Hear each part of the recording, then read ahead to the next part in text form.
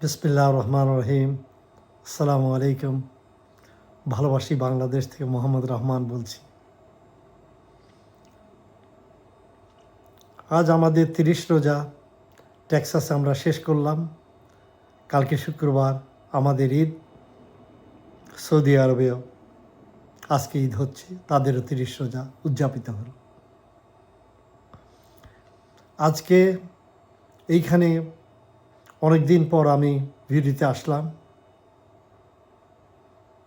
একটা সুখের খবর আপনাদেরকে দিব। খবরটা আপনাদের ঈদের আনন্দকে আরও উৎসাহিত করবে। আপনারা জানেন, গত 28শে ফেব্রুয়ারি আমেরিকা, ইসরায়েল অতর্কিতভাবে ইরানের উপর হামলা করে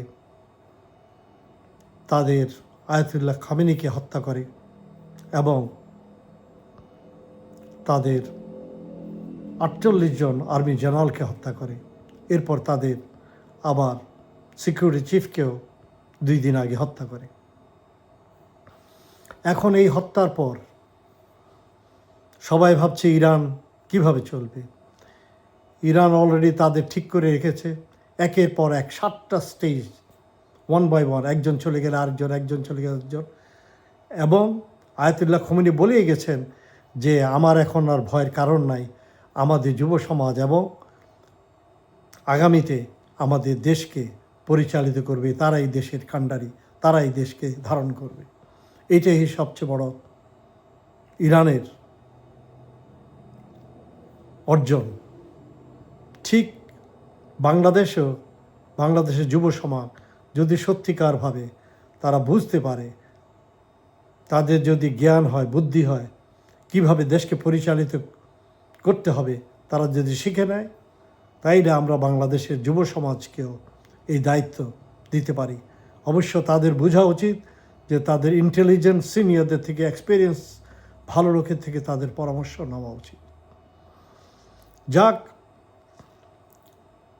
আপনারা ভালো করে জানেন ইরান গত তাদের মিসাইল আক্রমণে তেল আভিভ, হাইফাকে, গাজার প্রতিচ্ছবি তারা বানিয়ে দেয়।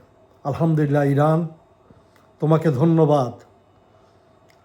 Israel had to get the test how Gaza look like. ইসরায়েলের গাজার স্বাদ তাদেরকে ইরানিরা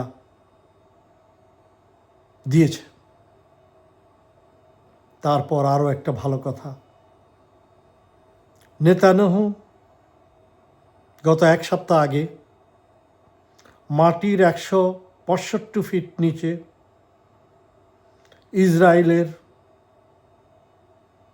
তেল আভিভে ইরানের একটার পর একটা, পর 3টা কি 4টা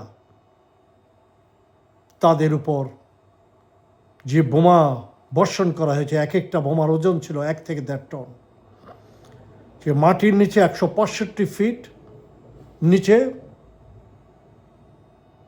সে আটকা পড়ে মারা যায়। শুধু একা না, সে, তার সন্তান, তার বউ, তার ভাই, আরও কয়েকজন জেনারেল ছিল। তো এটা আপনাদের ঈদ মোবারক, আপনাদের জন্য এটা ঈদ মোবারক। ইনশাআল্লাহ আপনারা জানবেন। এই জন্যই আমি আসলাম, আপনাদেরকে ঈদের খুশি দেওয়ার জন্যে। এবং আয়াতুল্লাহ খামেনির প্রতিশোধ ইরানিরা নিয়ে ফেলেছে। ইনশাআল্লাহ আগামীতে আরও দেখবেন অনেক মুসলমান দেশ বুঝতে পারছে না,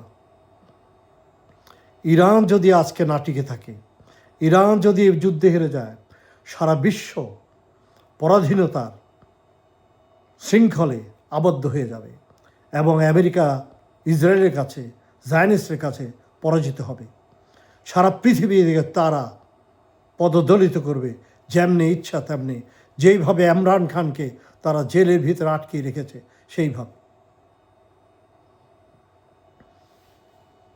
আমি আগামীতে আরও কিছু এপিসোড দিব, আপাতত আজকে আর কিছু বললাম না। আজকে এই আপনাদের খুশির খবর দিলাম। ইনশাআল্লাহ আল্লাহর কাছে ঈদে, রমজানে, ইফতারে আপনারা সবাই দোয়া করবেন, আল্লাহ ইরানকে এই যুদ্ধে জয়যুক্ত করুন। আরেকটা কথা বলছি, ইরানের বিরুদ্ধে অনেকে বলছে ইরানরা কাফের, ইরানরা রসুল মোহাম্মদ সাল্লাল্লাহু আলাইহি সাল্লামকে নবী মানেন না, আলীকে নবী মানেন। এটা সম্পূর্ণ মিথ্যা প্রপাগান্ডা। প্লিজ এই কথা বিশ্বাস করবেন না। ইরানিরা শিয়া, আমরা সুন্নি। ইসলামে শিয়া সুন্নি কিছু না, আমরা সবাই মুসলমান। ইরানিদের বিরুদ্ধে এটা মিথ্যা প্রপাগান্ডা করছে যে তারা নবী মোহাম্মদ সাল্লাল্লাহু আলাইহি সাল্লাম মানেন না। তারা 100% নবী মোহাম্মদ সাল্লাল্লাহু আলাইহি সাল্লাম মানেন, এটা সত্য এবং এর মধ্যে কোনো মিথ্যা নাই। তো এই সব প্রপাগান্ডা করে ইরানই এখন হচ্ছে শেষ একমাত্র দেশ যাদেরকে পরাজিত করতে পারলে জায়নিস্টরা, আমেরিকা সারা পৃথিবী কন্ট্রোল করবে। আমি আমেরিকায় থাকি, আমি আমেরিকা থেকে বলছি, সত্যি কথা বলছি। ভয়ের কিছু নাই, মৃত্যু তো একদিন হবে, কিন্তু সত্য কথা আমাদেরকে বলতে হবে। আমেরিকার জনগণ এখন উঠে দাঁড়াচ্ছে। আমেরিকার 70% জনগণ এখন ইসরায়েলের বিরুদ্ধে এই যুদ্ধে, তারা ইরানিদের পক্ষে। তো আমাদের মুসলমানদেরকে তো ইরানিদের পক্ষে আসা উচিত। যেসব মুসলমানরা সুন্নি, কিসের সুন্নি? আমাদের রসুল মোহাম্মদ সাল্লাল্লাহু আলাইহি সাল্লাম কি সুন্নি ছিলেন? উনি কি শিয়া ছিলেন? ইসলামে কোনো সুন্নি শিয়া নাই। যারা নিজেদেরকে বিভক্ত করে এটা তাদের ব্যাপার। তাই আমরা ইসলামে এক এবং এক ইসলামে আমরা বিশ্বাস করি, আমরা ইনকিলাবে বিশ্বাস করি। আল্লাহু আকবার। আসসালামু আলাইকুম।